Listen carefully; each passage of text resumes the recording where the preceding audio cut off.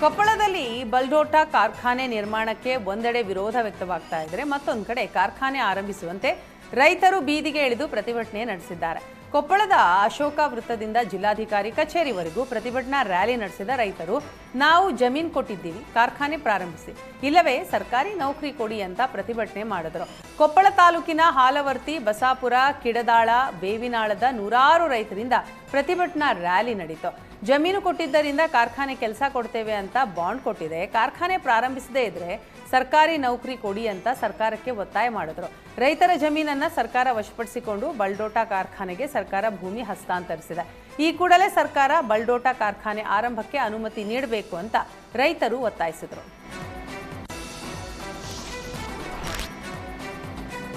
Bus ವ್ಯವಸ್ಥೆ ಕಲ್ಪಿಸಲು ಆಗ್ರಹಿಸಿ ವಿದ್ಯಾರ್ಥಿಗಳ ಪ್ರತಿಭಟನೆ ನಡೆದಂತಹ ಘಟನೆ ಕೊಳ್ಳೇಗಾಲ ಬಸ್ ನಿಲ್ದಾಣದಲ್ಲಿ ನಡೆದಿದೆ. ಚಾಮರಾಜನಗರ ಜಿಲ್ಲೆಯ ಕೊಳ್ಳೇಗಾಲ ಬಸ್ ನಿಲ್ದಾಣದಲ್ಲಿ ಮೈಸೂರು ಭಾಗಕ್ಕೆ ತೆರಳಲು ಬಸ್ಸಿನ ಕೊರತೆ ಇದೆ.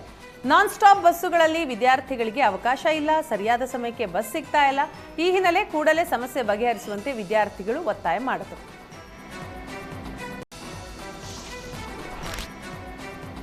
ಪೌತಿ ಖಾತೆ ಮಾಡಿಕೊಡಲು ಲಂಚ ಪಡಿತಾ ಇದ್ದಾಗ RI Thangaraju, village accountant Chandregowda Lokayukta ಬಲೆಗೆ ಬಿದ್ದಿದ್ದಾರೆ. ಕನಕಪುರ ತಾಲೂಕಿನ ಅರಳಿಗುಡ್ಡೆ ತಾಂಡ್ಯ ಗ್ರಾಮದ ಬಲರಾಮ್ ನಾಯ್ಕ ಅವರ ಪೌತಿ ಖಾತೆ ಮಾಡಿಕೊಡಲು 5.5 ಲಕ್ಷಕ್ಕೆ ಬೇಡಿಕೆ ಇಟ್ಟಿದ್ರಂತೆ. ಈ ಕುರಿತು ಬಲರಾಮ್ ನಾಯ್ಕ ಲೋಕಾಯುಕ್ತಕ್ಕೆ ದೂರು ಕೊಟ್ಟಿದ್ದು, ನಿನ್ನೆ ರಾತ್ರಿ ಕನಕಪುರ ಟೌನ್ನಲ್ಲಿ ಖಾಸಗಿ ಕಂಪ್ಯೂಟರ್ ಆಫೀಸ್ನಲ್ಲಿ ಮುಂಗಡವಾಗಿ 2 ಲಕ್ಷ ಪಡಿತಾ ಇದ್ದಾಗ ಲೋಕಾಯುಕ್ತ ಅಧಿಕಾರಿಗಳ ಬಲೆಗೆ ಬಿದ್ದಿದ್ದಾರೆ. ಲೋಕಾಯುಕ್ತ ಎಸ್ಪಿ ಸ್ನೇಹ, ಡಿವೈಎಸ್ಪಿ ಶಿವಪ್ರಕಾಶ್ ನೇತೃತ್ವದಲ್ಲಿ ಕಾರ್ಯಾಚರಣೆ ನಡೆದಿದ್ದು, ಅಧಿಕಾರಿಗಳನ್ನ ವಶಕ್ಕೆ ಪಡೆದು ಲೋಕಾಯುಕ್ತ ಪೊಲೀಸರು ವಿಚಾರಣೆ ನಡೆಸ್ತಾ ಇದ್ದಾರೆ.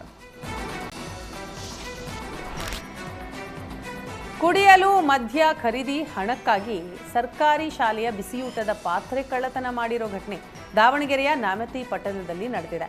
ಸೆಪ್ಟೆಂಬರ್ 19ರಂದು ನಡೆದಿರೋ ಘಟನೆಗೆ ತಡವಾಗಿ ಸಾಕ್ಷಿ ಸಿಕ್ಕಿದೆ. ಸಿಸಿಟಿವಿ ಜಖಂಗೊಳಿಸಿ ಬಿಸಿಯೂಟ ಪಾತ್ರೆಗಳನ್ನು ಕದ್ದೊಯ್ದಿದ್ದಾರೆ. ಶಾಲೆಯ 5 ಅಲ್ಯೂಮಿನಿಯಂ ಪಾತ್ರೆ, 150 ಸ್ಟೀಲ್ ತಟ್ಟೆ, 150 ಸ್ಟೀಲ್ ಲೋಟ, ಮಿಕ್ಸಿ, ಹಾರೆಕೋಲು ಸೇರಿ 25,000 ರೂಪಾಯಿ ಮೌಲ್ಯದ ಪಾತ್ರೆಯನ್ನ ಕದ್ದಿದ್ದರು. ಶಾಲೆಯ ಸಿಸಿಟಿವಿಗೆ ಕಲ್ಲು ಹೊಡೆದು ಇಬ್ಬರು ಈ ಕೃತ್ಯ ಎಸಗಿದ್ದು, ಸಿಸಿಟಿವಿಯಲ್ಲಿ ಕಳ್ಳರ ಚಲನವಲನ ಆಧರಿಸಿ ಇಬ್ಬರನ್ನ ಅರೆಸ್ಟ್ ಮಾಡಲಾಗಿದೆ. ನ್ಯಾಮತಿ ಪೊಲೀಸರು ಕಳ್ಳರನ್ನ ಬಂಧಿಸಿದ್ದು, ಹಳೆ ಪಾತ್ರೆ ಸಿಗದ ಹಿನ್ನೆಲೆ ಶಾಲೆಗೆ ಹೊಸ ಪಾತ್ರೆಗಳನ್ನ ಕೊಡಿಸಿದ್ದಾರೆ.